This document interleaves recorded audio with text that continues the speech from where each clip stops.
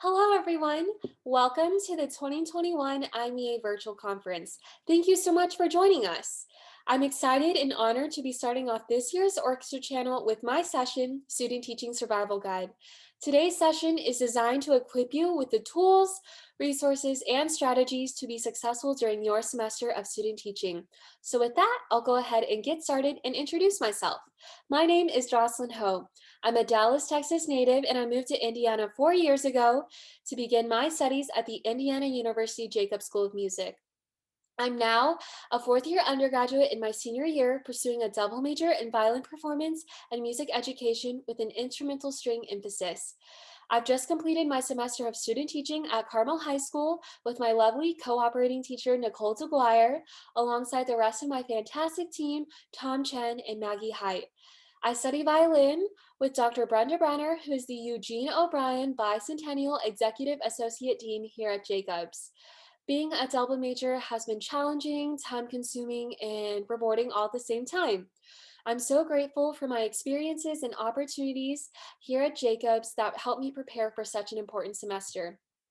Here are some fun pictures from this past semester. On the left and right are from our fall and winter concert recordings. Due to COVID-19, we were unable to perform concerts with live audiences, so we prepared for concert recordings instead. The middle is a picture of me from my first day of student teaching. This was roughly a week before the first day of school when students finally returned to school grounds. So speaking of our first day, let's talk about what to do before your first day of school. First, establish and maintain contact with your cooperating teacher and university supervisor as soon as you receive your placement. This is so important. The sooner, the better. At Indiana University, we received our placements roughly a semester before we began student teaching. So I student taught in the fall of 2020 and received my official placement with Mrs. DeGuire at the beginning of the spring 2020 semester. As soon as I found out, I sent Mrs. DeGuire an email, introduced myself, sent her my resume, and asked a few questions about the program. Later, we had coordinated a time for me to drive up to Fishers High School, which is where she was teaching at the time, so I could observe a full day of her teaching her classes, gain a better understanding of what a day in the life of an orchestra teacher at Fishers looked like, and become more acquainted with the school environment, students, staff, and faculty. Unfortunately, due to COVID-19, this meeting was scheduled for the end of March, but by that time, schools had already gone all virtual, so we opted for a phone interview instead. So for those of you tuning in who will continue to student teach during this pandemic, I would highly encourage that you schedule either a phone interview or a Zoom call so that you're able to establish that initial connection and get to know each other with your cooperating teacher. Next, study the demographic of your placement. What is the makeup of your student population? I would highly encourage you visit the Indiana Department of Education's website and search your school to find out key pieces of information such as what is the racial and ethnic makeup of your school population, what percentage of your school population is on free and reduced lunch, and what percentage of your school population is considered low income. You can find other important pieces of information here that will help you gain a better understanding of the students you will be working with and the community that you're placed in. The next 4 bullet points on this slide are questions you can ask your cooperating teacher once you've scheduled that initial meeting.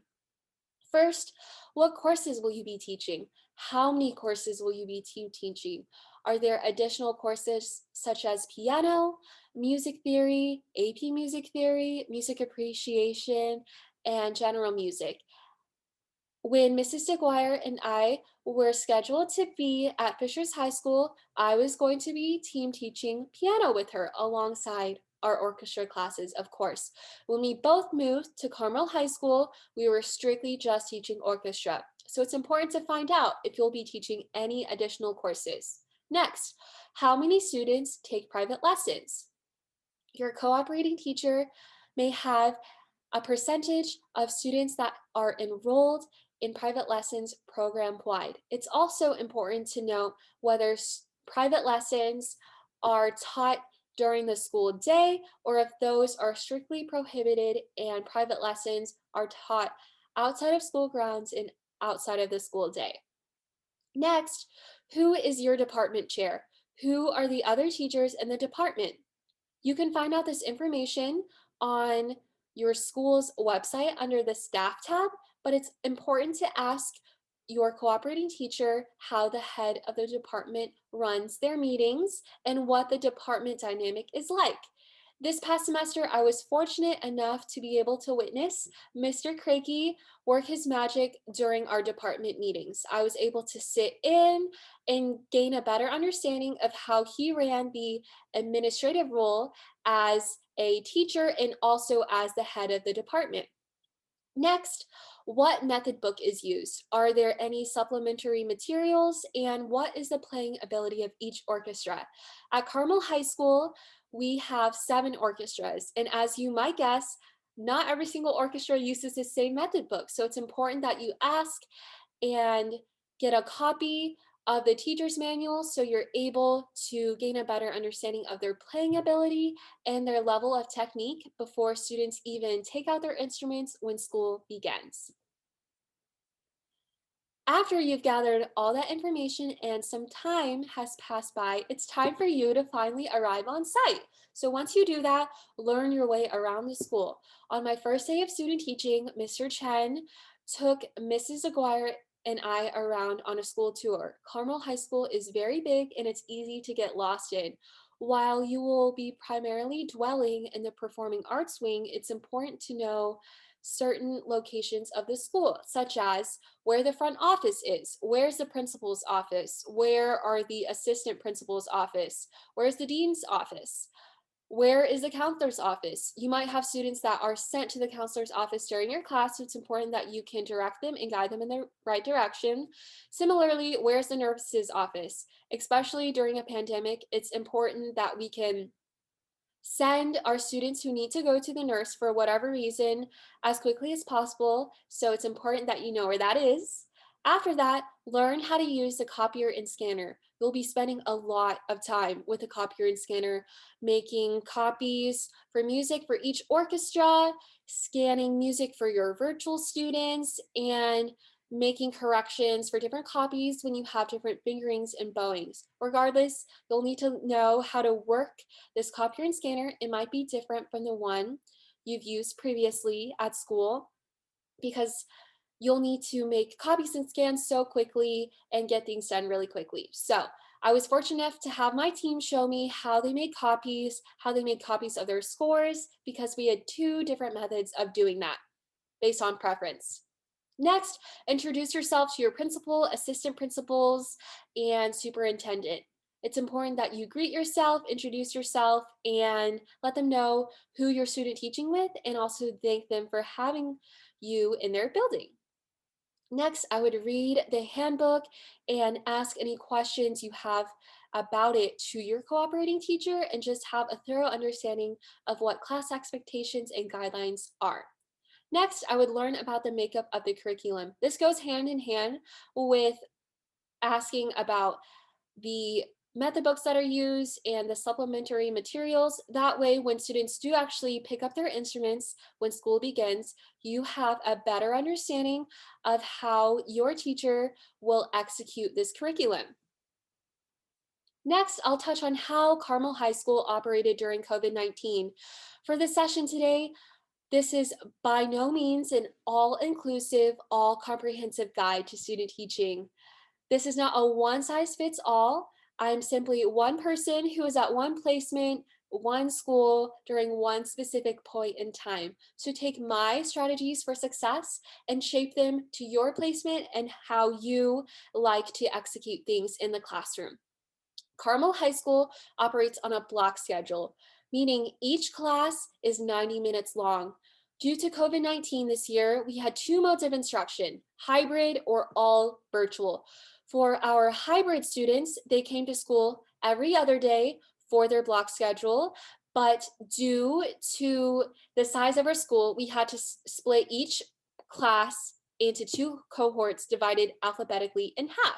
So because of that, we were only able to see each same class once in person every 4 days. As you can already imagine, this is a change and this was challenging for our precious rehearsal time was cut in half. For our all virtual students, they followed along to our class rehearsals that we recorded and uploaded asynchronously and completed the same virtual assignments that our hybrid students would complete on their virtual days. All right, with that, let's talk about our exciting first days. At Carmel High School, we had 4 first days of school because of our hybrid instruction. So while hybrid students were coming to school every other day and we were seeing the same class once every 4 days, teachers were at school every day. Be prepared for anything. Take initiative, go above and beyond. Their first week of school is always so hectic. It's even more challenging during a pandemic, and there are a lot more things that we need to take account for. So if you see something that needs to be done, do it. Take initiative, go above and beyond. If more music needs to be scanned, go scan it. If more music needs to be copied, go make more copies. Stuff folders, put labels on these folders.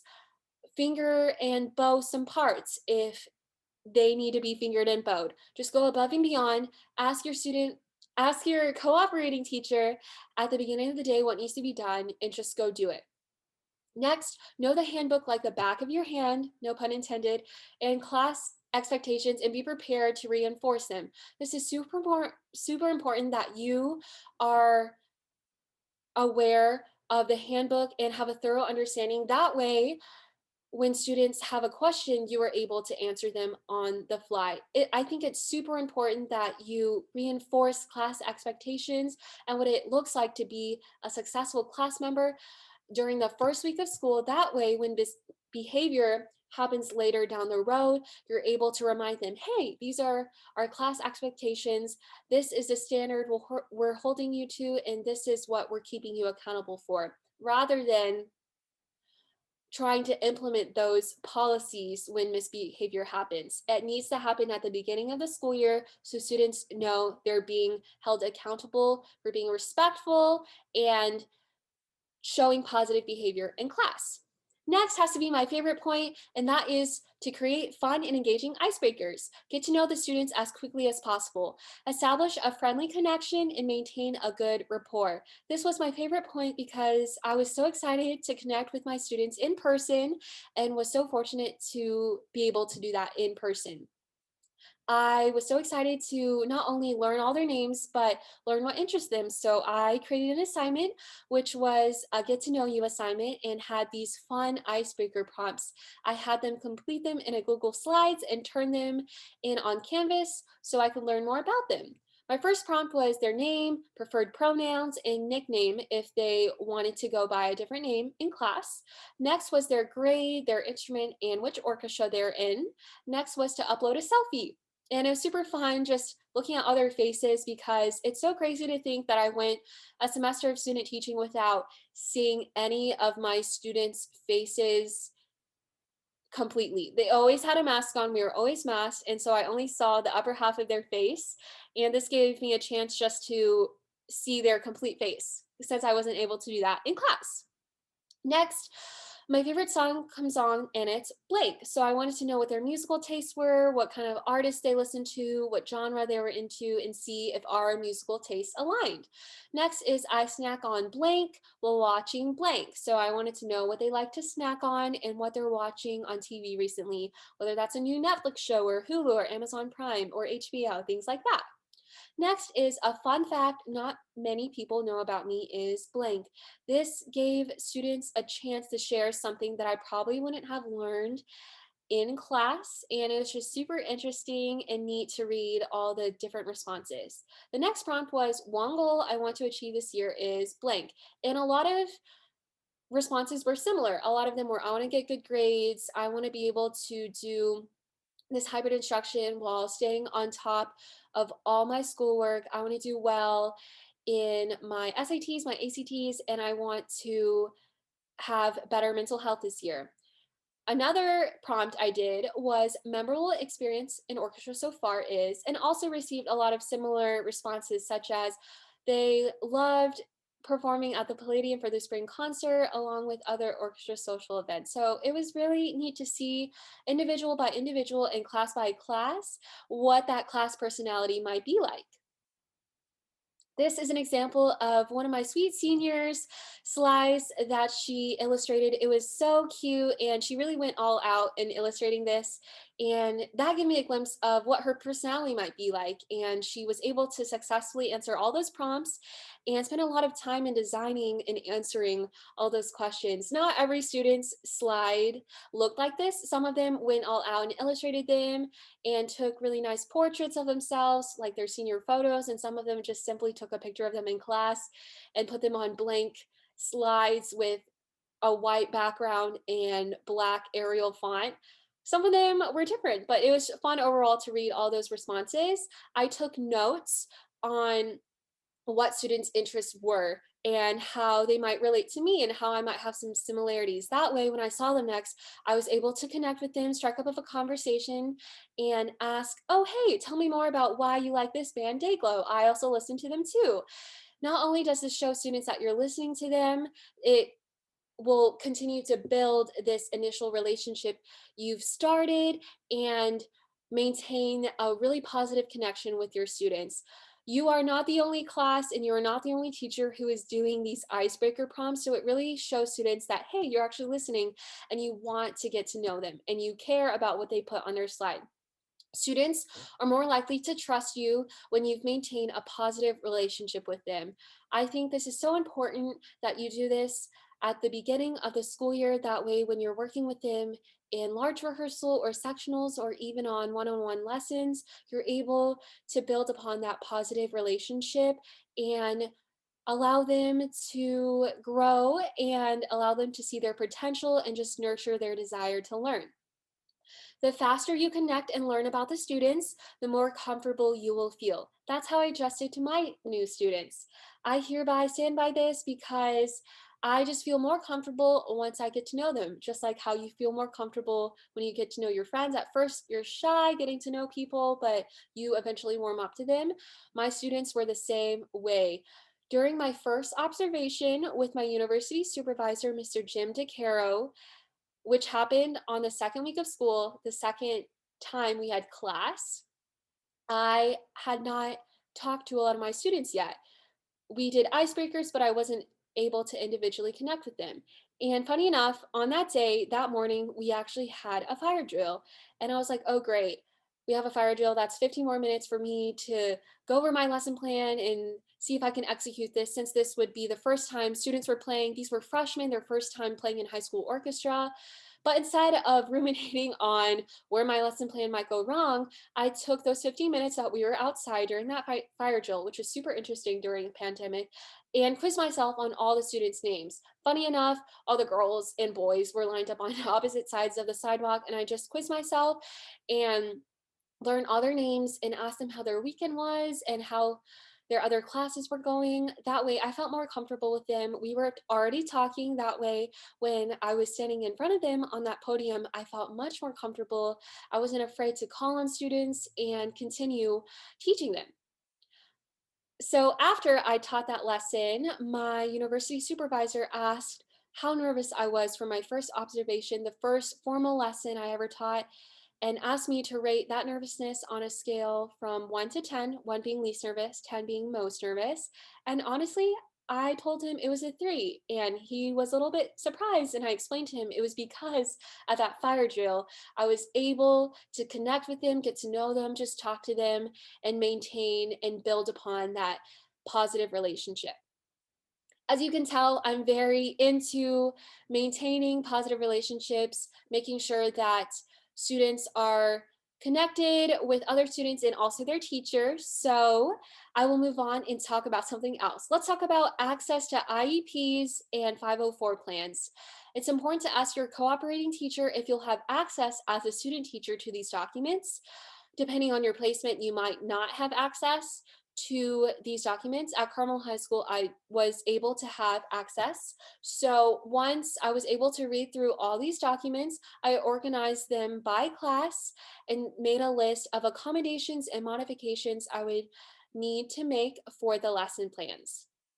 Next, make seating charts. This year, because of COVID-19, our seating was alphabetical, and this helped a lot with contact tracing, just made taking attendance very easy. And this year, because of the pandemic, we didn't do seating charts based off of playing exams or ranking, any such assessment based off of playing exams or anything. We just did it by alphabetical order. Next, let's talk about team teaching. Interpersonal relationships with your cooperating teacher and the rest of your colleagues are so important to being successful. Communication is key. You want to ask so many questions and soak up all the information your cooperating teacher and the rest of your team gives you. Discuss what went well and what needs more attention after each lesson you teach. It's important that you're able to reflect and reflect with your cooperating teacher. That way, the next time you step on the podium, something gets better, something improves. That way, you're writing down your goals so that you have short term goals and long term goals for the semester. Now, I realize not everyone will have a team of four like I did this year because I not only had Mrs. DeGuire, but also had Mr. Chen and Miss Height. Depending on the size of your team, it's so important that you're able to maintain that interpersonal relationship with them and have such a great friendly dynamic where you feel comfortable assessing your strengths and weaknesses, and you feel comfortable asking questions and discussing what you might feel is challenging you at the moment when you step on the podium. Next, observe your team teaching and record how much time they spend talking versus playing. This is something I was working on during this semester, where I wanted to improve the amount of time I was talking, meaning I wanted to talk less and have my students play more, especially during this interesting schedule of seeing them for even less time. Class time was so precious. So an exercise I did for all of the teachers was I observed them, had a timer on my stand, and pressed pause and press go every time they started talking and every time students started making music. Next, ask yourself these questions. How would your team teach the same lesson you would have in mind? Very often, I would ask Mrs. DeGuire, how would you teach this lesson? And she would tell me, this is what I would do, X, Y, and Z.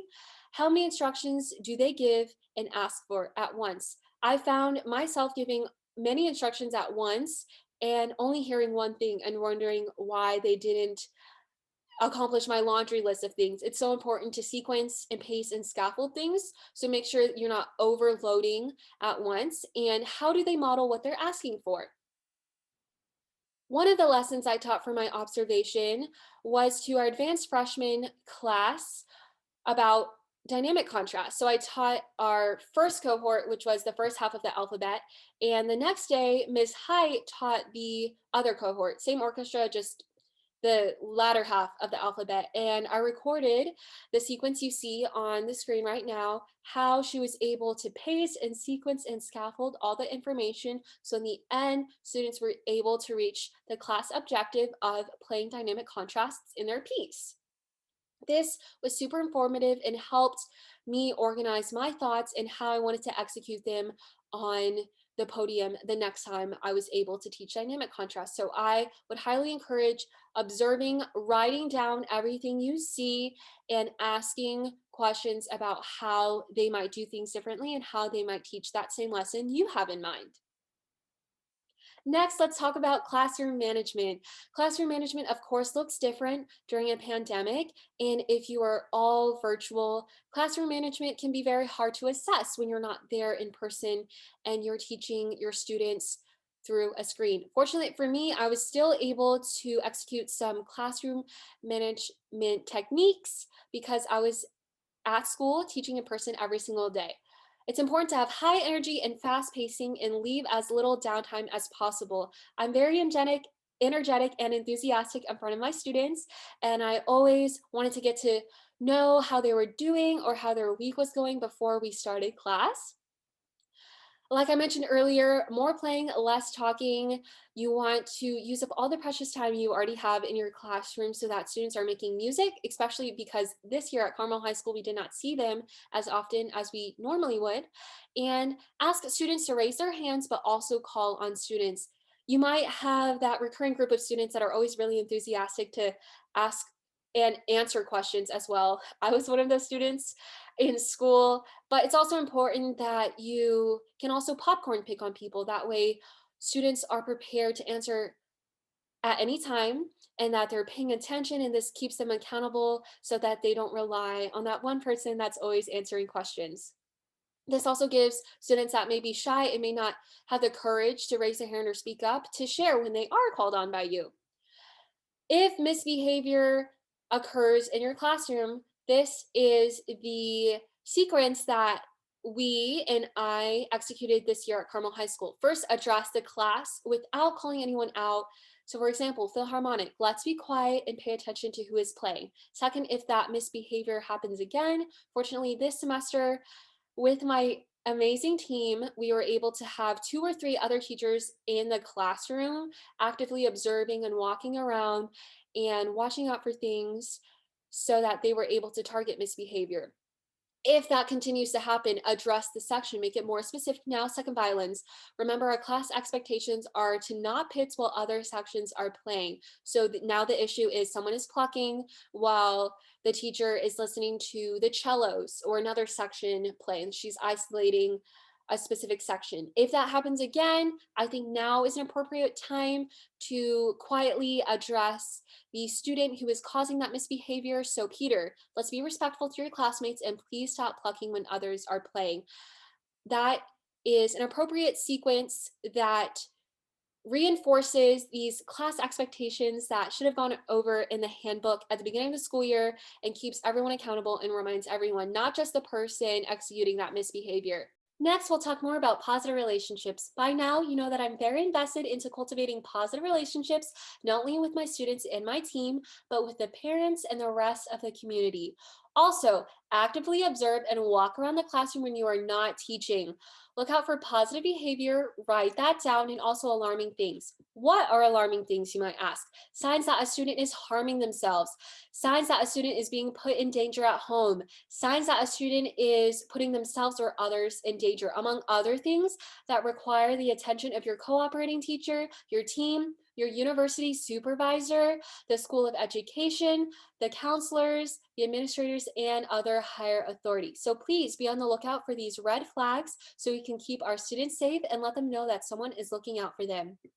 Next, before class, spend time getting to know your students more. I touched on this earlier. I love asking a question or two before class starts, just so I can check in with them and learn more about them. Something as simple as, hey, how's your day going? How has your week been? Can go a really long way. You might be the only person that asked them how they were doing for that entire week. So that is really meaningful and shows that you actually care about how they're doing. Another question I like to ask is, what is everyone watching on TV nowadays? And have been pleasantly surprised that some of my students are actually watching the same TV shows as me. So it's always fun to find out. Teaching during a pandemic is hard. It's hard for everyone, administrators, teachers, students, parents, staff, and the rest of our precious community. We have the power to instill that positivity into our students for 90 minutes a day. We have the power to cultivate those positive relationships, be there for them, and pour that light into them. So why not do it? Next, keeping a log of parent and guardian communication is essential. Establish a positive relationship with your students' parents. Introduce yourself at the beginning of the semester. At the beginning of the semester, I created a newsletter and sent it out to every parent in the program via Charms. This way, I was setting myself up for success. I introduced myself, greeted myself, shared what my roles were this semester and some positive highlights from the first week of school. That way, later down the road, if I needed to contact a parent, they already knew who I was.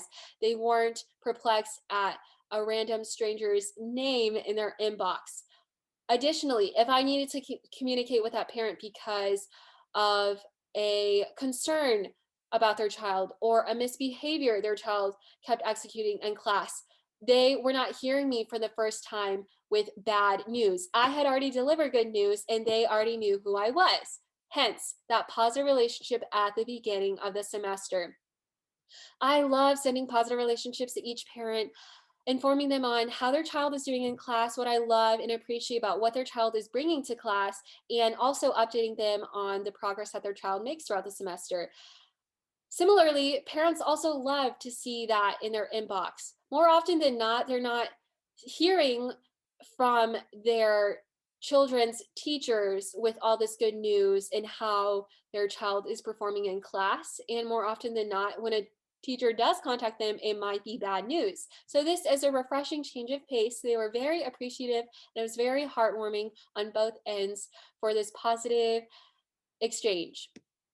Talking to parents and guardians can be intimidating, especially if you're a younger, newer teacher. Grown-ups at home are way older than student teachers like me. I'm closer in age to the students than their parents. So at first that was intimidating, but to make things easier, I created a system for myself. I had a template, so I was not spending so much time trying to craft the perfect email to each individual parent. And I could follow this template and just refer to my log of positive notes that I saw in class or heard in a playing test that I could share with them. This is a newsletter that I sent out at the beginning of the semester. I included a picture of myself because parents would likely not be seeing my entire face because we were all masked, and introduced myself, explained my roles like I had said, and shared with them the icebreakers I had introduced in class just to get to know their child, and also some positive highlights from the first week of school. Next, I'll share some positive interactions I had interacting with parents and guardians this semester. This first email was sent to a violist in our Philharmonic Orchestra. He is a fantastic violist and he has spectacular intonation and was just doing very well in class and sectionals and wanted to share that, and had a very positive response from both their parents. Here, it was their mother that was very grateful and supportive of their child in orchestra. Next, we had a cellist in Philharmonic who was an absolute joy to be around. She was always super positive, and I appreciated the efforts and the engagement she always brought to class, and wanted to share that with her parents, and was very appreciative that I even received a positive message back and had a really positive exchange. Next was a bassist in Symphonia. He did an absolute spectacular job on his playing test, and I wanted to share that with his mom. So it was so uplifting to hear that he had already shared that he did well on his playing test with his mom, and to see that the parent said it's so much better to hear that coming from a teacher meant so much, and I'm so grateful to see that support on both sides. Lastly is another bassist from Sinfonia. He's also a spectacular student. I really appreciated how this parent said, in a world of negativity, it is so refreshing to hear something so positive. Again, more often than not, parents will not be seeing their child's progress so often in their inbox, and more often than not, it might be bad news. So it's so refreshing to be that light and pour into the students and the parents. Next, let's talk about lesson planning, pacing, and sequencing. So at Indiana University, for our masterclass in music education, which was a course taught by Dr. Shaw during our semester of student teaching, we had a lesson plan format and checklist. So as you read through these bullet points, I'll talk about what pacing and sequencing was like when I was designing my lesson plans and executing that in the classroom. Two key questions I had in mind that helped gauge where I was at in the classroom were: how many instructions are you giving at once, and how much are you asking for at once? I realized early on that I was asking a lot, and was surprised when students were only giving me a fraction of that in return. So I learned and was made aware not to overload everything at once, to scaffold things, to pace things, to sequence things. That way, when I'm writing my lesson plans, things are logical and cohesive, and it's not overbearing all at once. Now, I will share two examples of lesson plans that I wrote throughout the semester. This first lesson plan is from my first observation. If you have tuned in since the beginning, this is the same observation I had before that 15-minute fire drill on the first day of class, where our advanced freshman orchestra were start reading for the first time.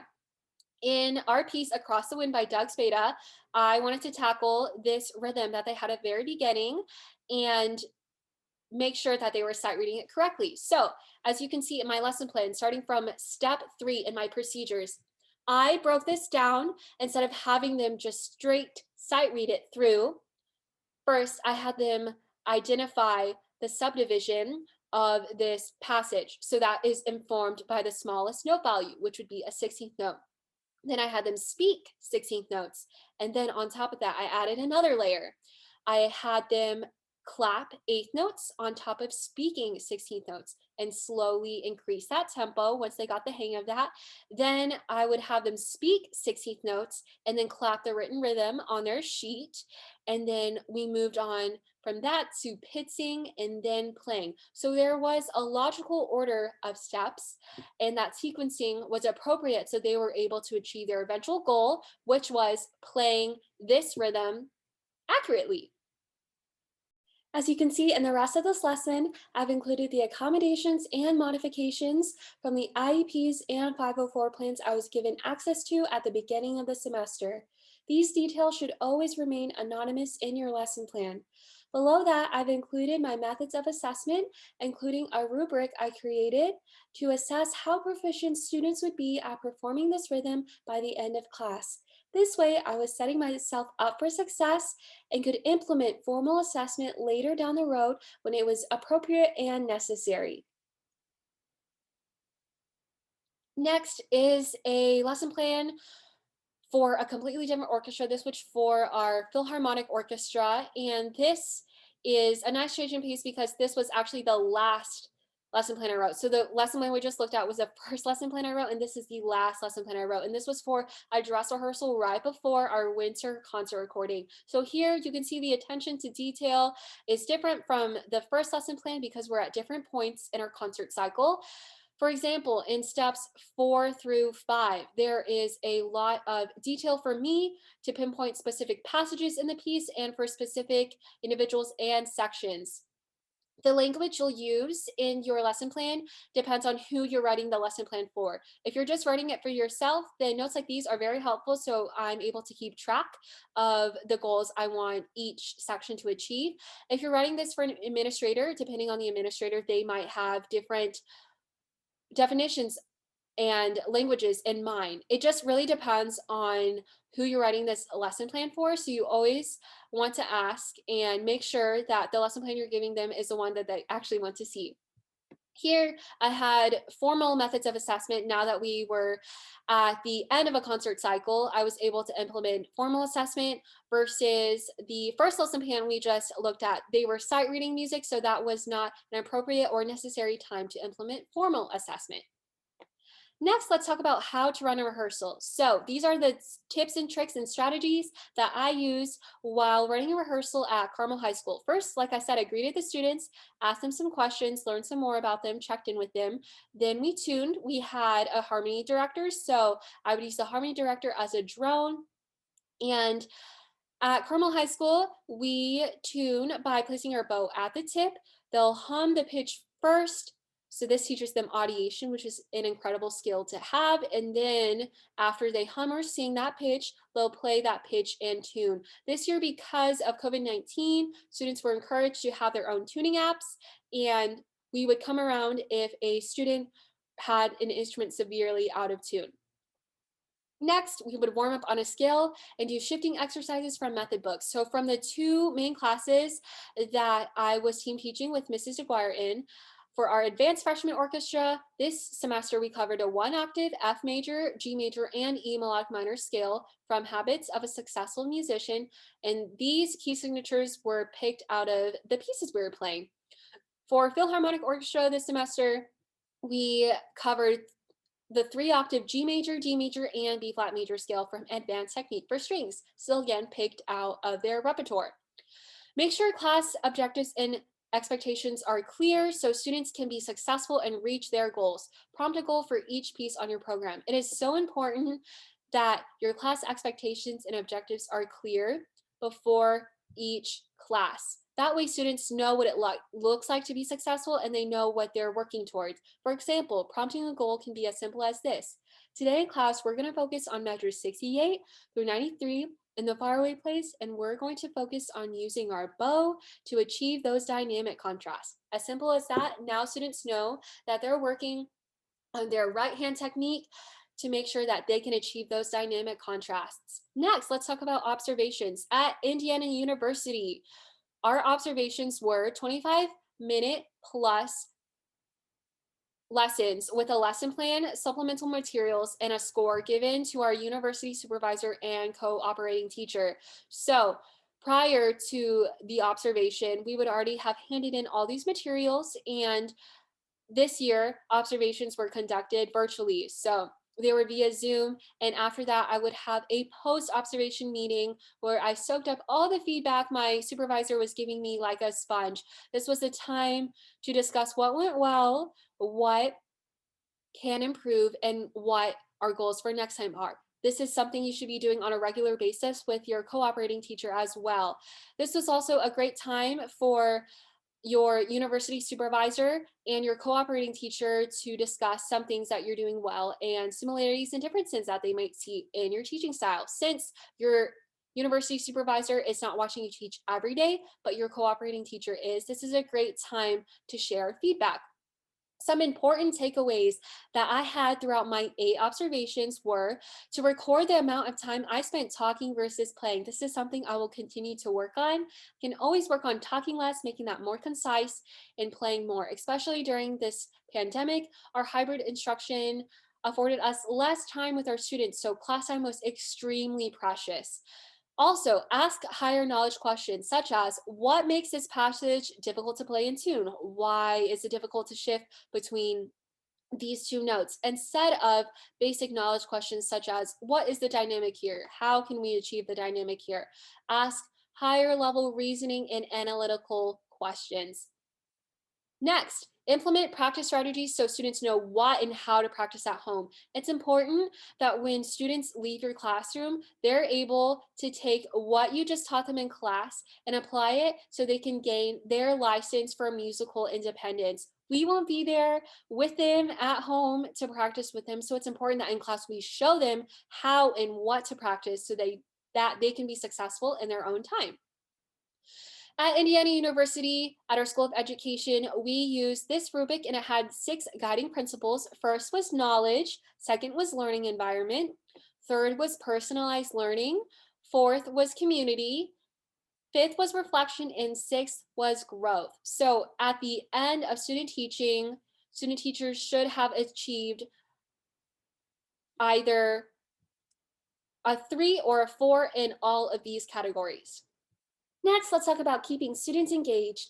Implement refreshing instructional activities that are tailored to students' interests and assets. After a winter concert recording, we were able to start read fun holiday tunes as well as new music from our library.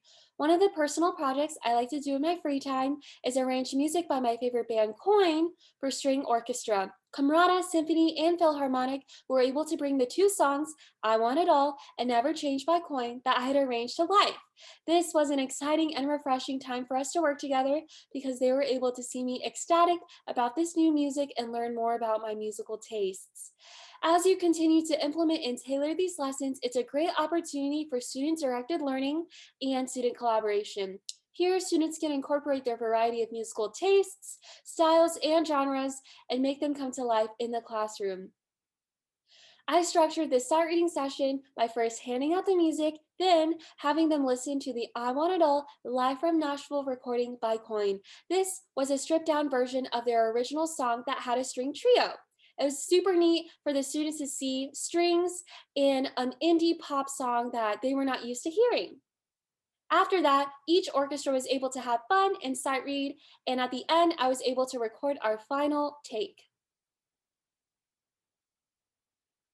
I ended up tweeting one of those takes to the band and they recognized it and it blew up on Twitter. Now it has over 86,000 impressions and 11.8 thousand views on Twitter. Overall, it was such a fun and exciting experience to share with these students, and they're even more excited after they heard they got some internet attention. If you'd like to hear this recording, I will be happy to share it after the end of this session during our Q&A.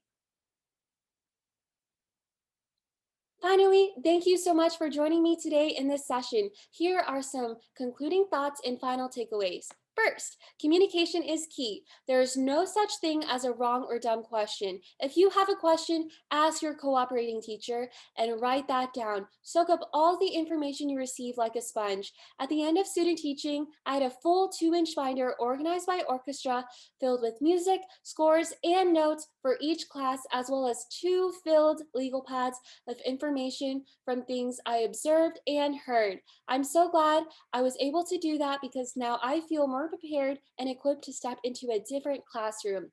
Next, maintain a healthy work-life balance. I think this is really important for pre-service teachers because this is the first time they're stepping into teaching as a full-time responsibility for the day. And it's important that we're able to keep that boundary from work life and home life separate, especially during this pandemic. For us pre-service teachers who may be teaching more virtually and at home on our computer, it's important to step outside safely. Some things I really enjoyed doing this past semester were running, hiking, and baking, journaling, and working on personal projects. I really like spending time outdoors, either playing tennis, just going on a quick jog, or hiking outdoors. Those were all really good things for me to do so I could ease my mind and take a step outside of work. Finally, I want to introduce some podcasts that I really enjoyed listening to that helped me prepare for student teaching. I really like listening to The Bulletproof Musician, and this was actually a suggestion given to me by my fantastic colleague, Maggie Height. I think these are incredible podcasts, and they're very short. If you're short on time, they're about 15 to 20 minutes on average, and each podcast has a different topic, so it's very diverse. Next, Talking Up Music Education is also another great podcast. This is designed to target all music educators, so string, band, and choral, and there's a lot of great diversity there. Lastly, one of my favorite podcasts is called The Score, and it's an urban music education podcast.